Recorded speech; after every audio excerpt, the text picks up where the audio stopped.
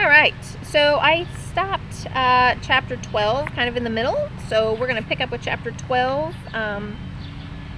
Kona is enjoying the evenings, the late nights, with Murray, I would assume, and the babies, but we still have not found Stumpy.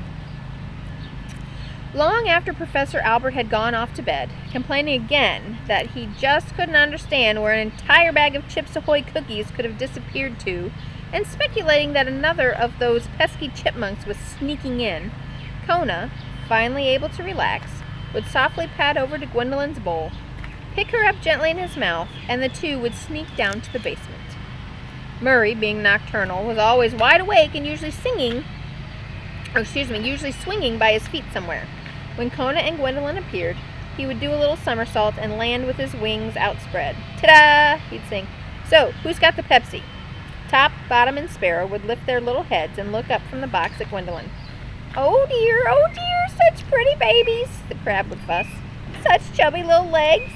And is that a tooth you have, Mr. Bottom? Gwendolyn's antenna moved wildly in the air. Kona beamed with joy. He loved the babies too.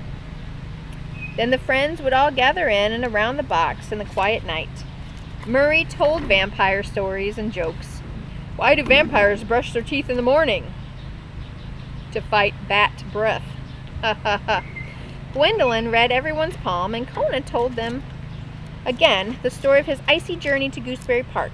They all loved to hear it. When Kona told them about the cat who strolled across the Oldsmobile, Murray said, I know that cat.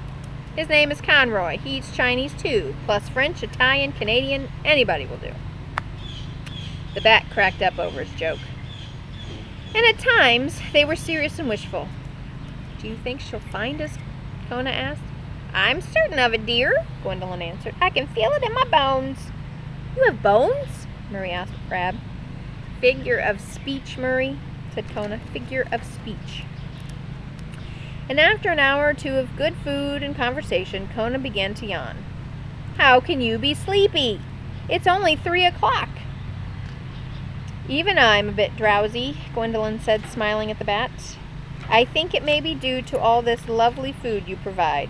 She gestured to the graham crackers, the raisin bread, the banana chips scattered about.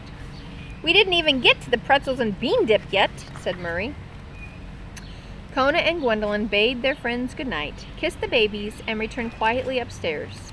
Kona eased Gwendolyn down into her bowl, then looked at her through the glass. Each night he said the same thing. I hope Stumpy finds us. And each night Gwendolyn's answer was the same. She will. Chapter 13, The Weasel. That can't be good. It was several days after the icy storm before Professor Albert took Kona to Gooseberry Park again.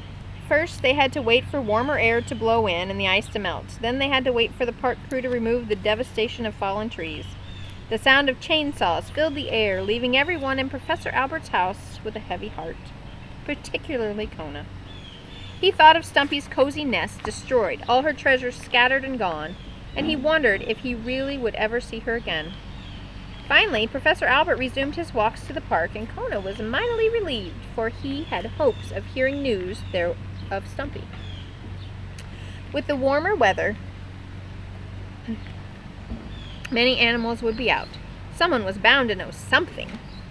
When he arrived at Gooseberry Park, Kona could not help his hopes sinking in a little. Nearly every tree had suffered some damage, and many had not survived at all. Large piles of sawed trunks and branches lay everywhere.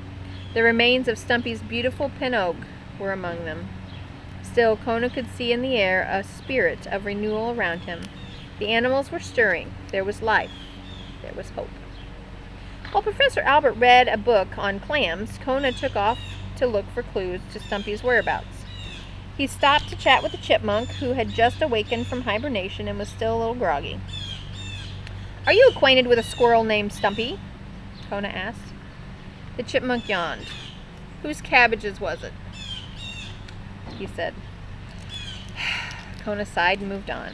Then Kona met a mallard duck, who said that no, he didn't know what had become of Stumpy, but that weasels on the west side were bound to know something. All weasels lived for gossip and sensational events, and if one weasel knew something, all weasels knew it. Kona thanked the mallard and headed across the park. Once he arrived on the west side, it didn't take Kona long to find a weasel. He simply stood on a tree stump and said as loudly as he could, "What a strange story!" And sure enough, from behind a broken maple, a weasel popped out his head. The weasel ran over to Kona, sniffing the air. "What's strange?" the weasel asked. What? "It's about the squirrel who lost her babies over on the east side." "Yeah, I heard about that squirrel," answered the weasel. "So what?" "Well," Kona replied confidently, "I hear that a dog on Miller Street." "Do you know Miller Street?" "Yeah, I know it. Go on," said the weasel. "Well," Kona continued, "a dog on Miller Street had some treasure that belonged to that squirrel, but he can't find her anywhere. And he actually wants to give the treasure back. Now, isn't that strange?" "The dog lives on Miller Street, you say?" asked the weasel. "Right," said Kona, thinking fast as he could. "And I hear he's planning to put a sign on his house tomorrow night so the squirrel can find him." "What kind of sign?" asked the weasel. "Like welcome squirrel or something?" "No, I hear that it's going to be a sign only the squirrel will know. A secret sign," Kona answered. "Imagine, leading straight to treasure." "You're sure it's Miller Street?" the weasel, who was always interested in treasure, asked. "Oh, yes," said Kona. "Tomorrow night, a sign for the squirrel on Miller Street. I'm positive." "So, do you know what the sign is?" asked the weasel, with his nose twitching. "No," said Kona, "afraid not." "Then what good are you?" the weasel sneered, and he ran off to find another weasel who might know about a sign from a squirrel on Miller Street.